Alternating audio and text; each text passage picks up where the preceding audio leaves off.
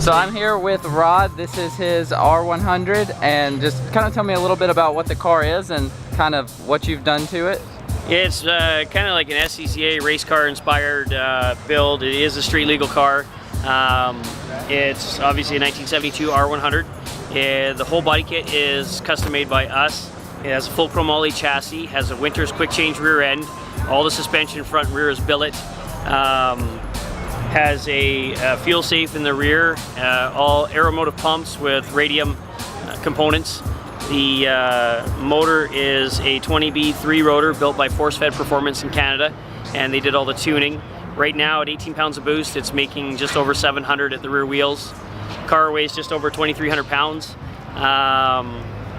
It's sponsored by Falcon, and it has a very unique rear wheel that houses two tires, shares the same air. It's kind of like a dually, but it's actually, we call it a twin rim, and it's so I could get a small diameter wheel and tire on the car to keep the proportions correct, but actually get a footprint on the ground. It's almost a perfect 50-50 weight bias with me in the car, and it covers most of it. So you said that it's just a street car, so you don't have any plans on tracking? Oh no, it it's not a street car, it's a track car. I built it for solo type events. I've already raced it at Fontana Speedway at 7 stock last year, 7 stock 20. No, I built it to track day at solo events, time attack, stuff like that. Awesome. But I had to make sure it was street legal, so it has horn, wipers, turn signals, backup lights, everything.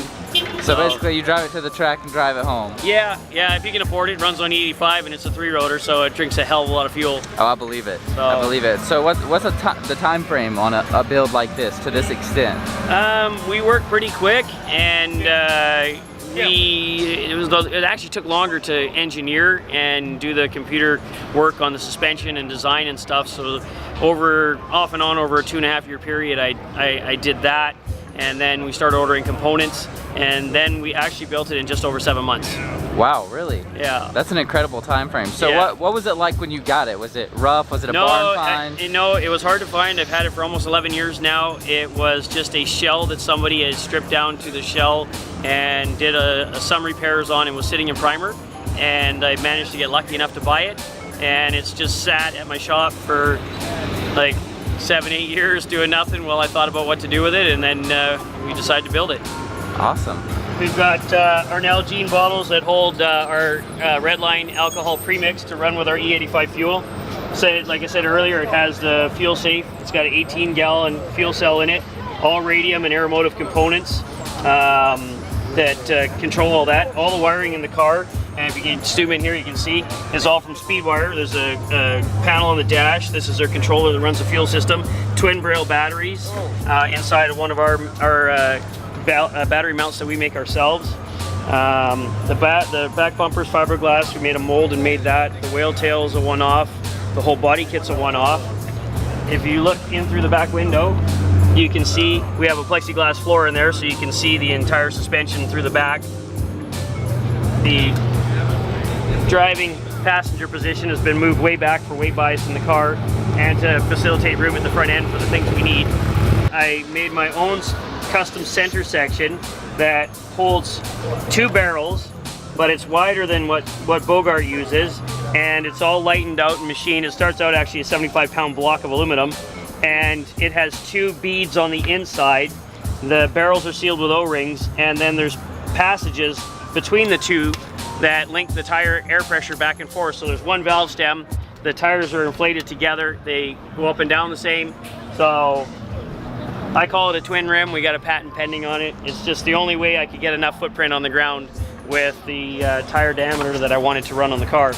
So if you look inside, we did a floor pans below so you can see all the chassis, and then footrests on top. The T56 Magnum is inside the car. It's sealed off at the bell housing to keep the engine bay from coming inside. The drive shaft runs through a tube with a removable section.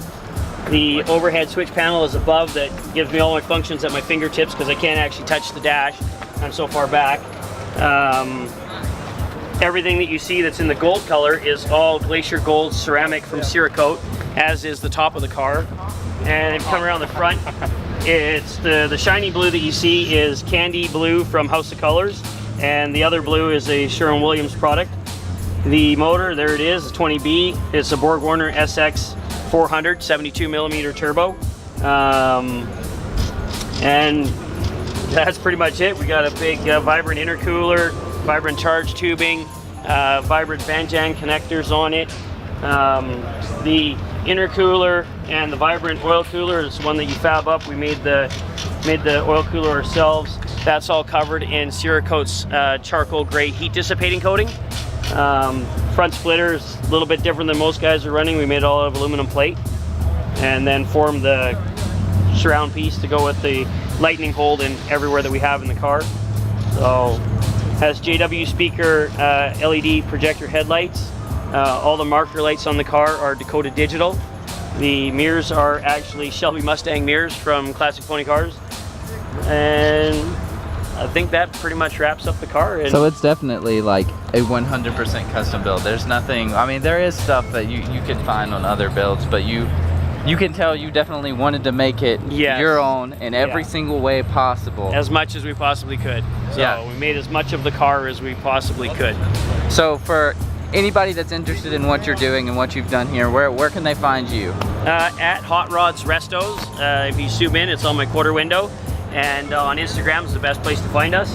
And yeah, follow us, check us out. We'll be starting to put a bunch more posts up there and see a lot more of the actual build process of the car. Awesome. Well, once again, thank you for letting us walk around your car and telling us a little bit about you. It's a great build. Thanks for coming to the show, Hunter.